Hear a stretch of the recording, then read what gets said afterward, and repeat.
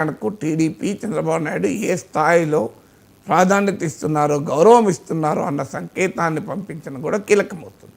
ఆ ప్రాధాన్యత గౌరవం సీట్ల విషయంలో కూడా ఉండే అవకాశం ఉందా సార్?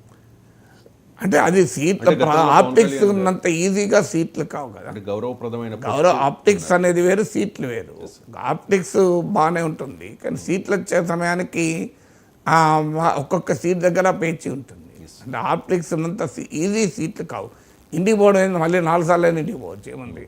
సో చంద్రబాబు నాయుడు పవన్ కళ్యాణ్ ఇంటికి పోవచ్చు, పవన్ కళ్యాణ్ చంద్రబాబు నాయుడు ఇంటికి పోవచ్చు. సీట్లు ఇచ్చే క్రమంలో ఏమవుతాయంటే బలాబలాల ఆధారంగా సీట్ల పంపిణీ జరుగుతుంది. అల్టిమేట్గా గెలవాలి కదా. టీడీపీ ఆర్గ్యుమెంట్ ఏముంటుంది అంటే టీడీపీ అనే కాదు, బలమైన పార్టీ ఒక కూటమిలో గెలవాలి కదా అనే ఆర్గ్యుమెంట్ పెడతారు. ఇప్పుడు కమ్యూనిస్ట్ పార్టీలతో చర్చల్లో కూడా కాంగ్రెస్ అదే పెట్టింది. మీకు సీట్లు అడుగుతున్నారు, మీరు సంతోషం, మీకు 3, 4, 5 అడుగుతారు, ఇవ్వడానికి మాకు అభ్యంతరం అని కాదు. ఇచ్చినా మీరు గెలుస్తారా? గెలవనప్పుడు మరి మీరు పోటీ చేయడం వల్ల ఉపయోగం ఏంటి? అల్టిమేట్గా మనం గెలవాలి కదా.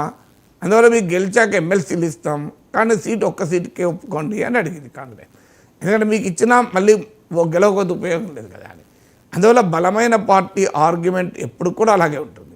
ఎందుకంటే మీకు జనసేనకి ఇస్తాం కరెక్టే, మీరు గెలవాలి కదా అని, మా తెలుగుదేశం అభ్యర్థి అయితే గెలుస్తాడని.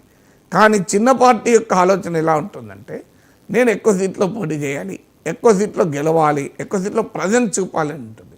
సో అందువల్ల పెద్ద పార్టీ మనస్తత్వానికి చిన్న పార్టీ మనస్తత్వానికి మధ్య ఆ తేడా ఉంటుంది.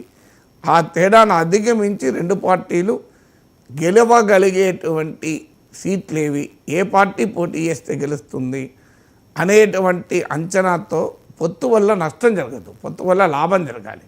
సో 2 పార్టీలు పోటీ చేసే కొన్ని సీట్లు ఓడిపోతే చరిత్ర మనకు చాలా రాష్ట్రాల్లో జరుగుతుంది. ఇప్పుడు మీకు బీహార్లో కూడా చూడండి, కాంగ్రెస్ పార్టీకి ఇచ్చిన సీట్లలో ఎక్కువ ఓడిపోయారు. ఆర్జేడీ ఇచ్చిన సీట్లలో స్ట్రైక్ రేట్ ఎక్కువ ఉంది. కాంగ్రెస్ కనుక కొన్ని తక్కువ సీట్లు ఇచ్చుంటే బీహార్లో ఇప్పుడు కాదు, నితీష్ కుమార్ ఇటువైపు రాకముందే మహాగఠబంధన్ ప్రభుత్వం ఏర్పడేది.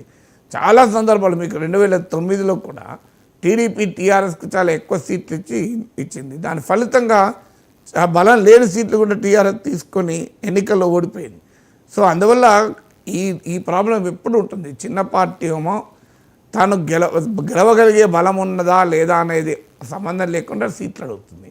పెద్ద పార్టీ ఏమో గెలవాలి కదా అనే ఆర్గ్యుమెంట్ పెడుతుంది. సో ఈ రెండింటి మధ్య ఒక అండర్స్టాండింగ్ రావడమే ఇప్పుడు ఛాలెంజ్. Right sir. ఇక 10 ఏళ్ల పాటు ఈ అలయన్స్ కొనసాగాలి అని